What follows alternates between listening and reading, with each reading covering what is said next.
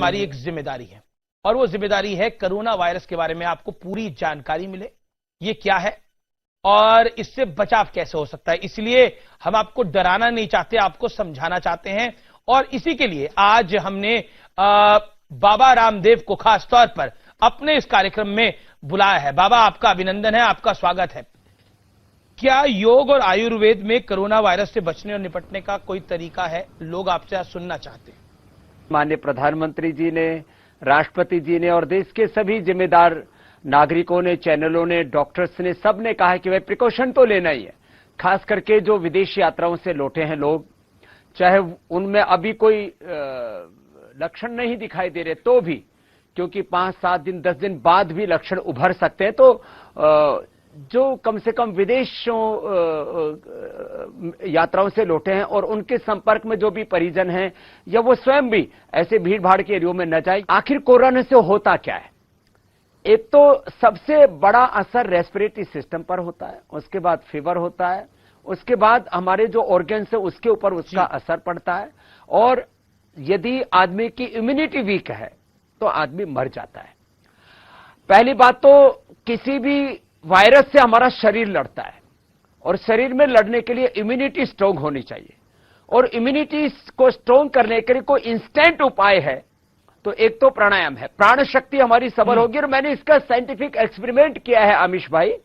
मैं लैब के अंदर बैठा और मैंने जैसे ही प्राणायाम किया, प्राणायाम करने के पहले और प्राणायाम करने के बाद मैंने अपना ब्लड टेस्ट किया। हमारी डॉक्टर सरलेट एलिस हैं, उन्होंने जब मेरे ब्लड रिपोर्ट देखे दूसरे दिन तो मेरे से बोला, ये तो मैंने पहली बार अपनी लाइफ में देखा है, 40 सालों से मैं रिसर्च कर रही हूं योग में, कि योग करने के बाद हमारे WBC बढ़ गए।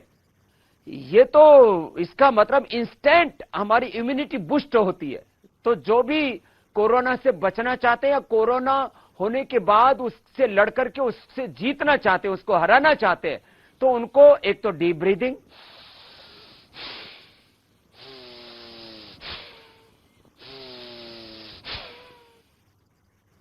तीन से 5 मिनट इसको भस्त्रिका कहते हैं। बाबा, क्या ये बाहर करनी चाहिए या कमरे के अंदर भी कर सकते हैं? क्योंकि लोग ऑफिस में काम करते हैं, क्षमता बढ़ती है। बाबा, क्या ये कमरे के अंदर करनी चाहिए या बाहर करनी चाहिए? क्योंकि लोग ऑफिस में काम करते हैं।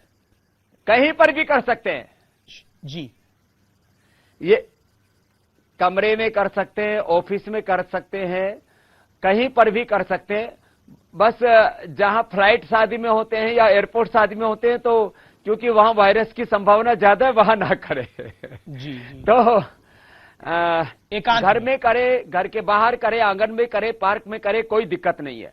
और कोरोना कोई ऐसे हवा में उड़ करके कोई आंधी और तूफान की तरह नहीं होता है कि कहीं से हवा का झोंका आया, जैसे पराली जलती है हरियाणा पंजाब में और दिल्ली तक पहुंच जाती है, ऐसे इसका कोरोना का वायरस कहीं उड़ करके दूसरे देशों से भारत में आने वाला नहीं है। ये मनुष्यों के संपर्क से ही होगा या कुछ जो है मांसाहार से होने की संभावना, उसको अवॉइड करें। वैसे भी जितने भी फास्ट फूड है, जंक फूड है, इसको अवॉइड करना और मांसाहार को अवॉइड करेंगे तो और कुछ जीवों की रक्षा ही होगी, अच्छी बात है। तो ये 3 से 5 मिनट डीप ब्रीदिंग चाहे कमरे के अंदर करें या बाहर करें।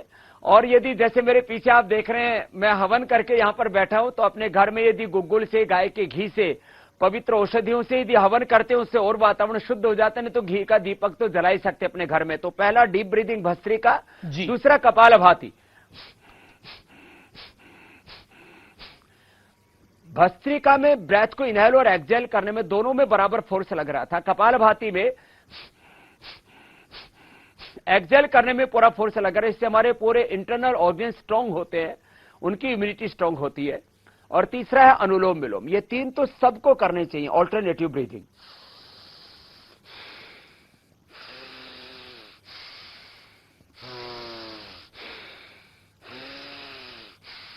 और स्ट्रेस को मैनेज करने के लिए भ्रामरी, पहले अंगुली माथे पर, 3 अंगुली आंखों पर, कान अंगूठी से बंद, मुख भी बंद, ओंकार का नाद नासिका से होता है।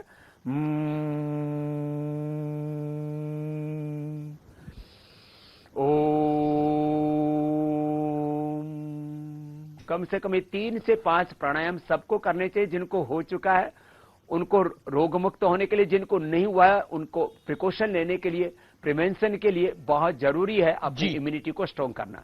जिनको हो चुका है और जिनको नहीं हुआ है वो भी जहां संभावना है होने की, जो लोग बहुत क्राउड के संपर्क में रहते हैं, जो विदेश से कोई व्यक्ति किन्हीं के घर में आया, तो पूरे परिवार को 5 चीजों का काढ़ा पीना चाहिए। एक तो ये गिलोय, सबसे बड़ी एंटी बैक्टीरियल एंटीवायरस कोई जड़ी बूटी है दुनिया में तो गिलोय है, और इसके ऊपर सैकड़ों रिसर्च हो चुके हैं। कोई मैं बिना एविडेंस के, बिना प्रूफ के, और मेडिकल तो एविडेंस बेस्ड मेडिसिन की बात करता है, तो इसलिए इसके ऊपर पूरे एविडेंस हमारे पास में है कि किसी भी वायरस से लड़ने की सबसे बड़ी क्षमता होती है तो गिलोय में होती है। तो गिलोय एक व्यक्ति के लिए 1 से 2 डंडी पर्याप्त है।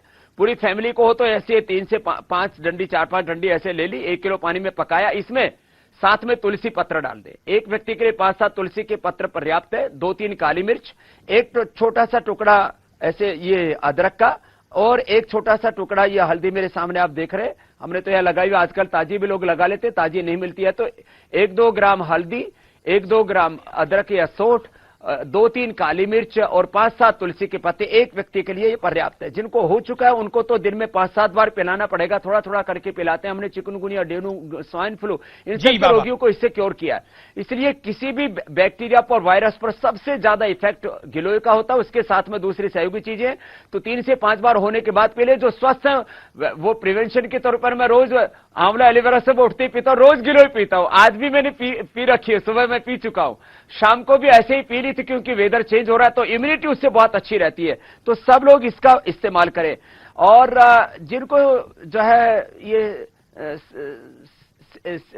सैनिटाइज करने के लिए अपने आप को सैनिटाइजेशन नहीं मिलता है जिनको, तो अपने घरों में 1 किलो पानी के अंदर थोड़ा जो है नीम के पत्ते, थोड़ा उसके अंदर कपूर, थोड़ा उसके अंदर फिटकरी ये डाल करके, और थोड़ा तुलसी पत्र ये डाल करके उबाल लें।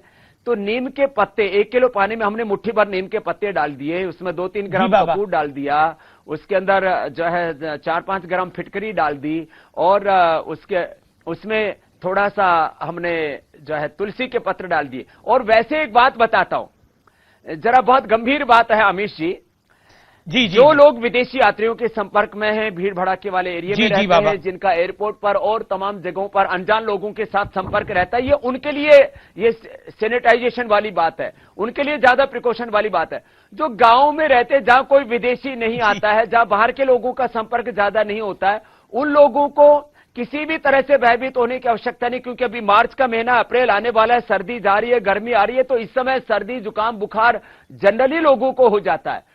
तो वो प्राणायाम करे, और जैसे मैंने बताया गिलोय पिए तो सर्दी, जुकाम, बुखार इससे अपने आप ठीक हो जाएगा। और वैसे भी जो इसके जो सिम्टम्स हैं, जो लक्षण हैं कोरोना के, उनसे भी आप इनसे मुक्ति पा लेते हैं इन औषधियों का प्रयोग करके। बाबा, क्योंकि आप सोशल मीडिया पे भी हैं और समय में आप पास अब थोड़ा कम है, तो कई लोग ये सवाल पूछ रहे हैं, बाबा समस्या बड़ी नहीं है लेकिन डर बहुत बड़ा है, तो कई बार डर हावी हो जाता है, उस डर को भगाने के लिए क्या करना चाहिए? हालांकि आप योग गुरु हैं, लेकिन ये अब आपसे सवाल पूछा जा रहा है।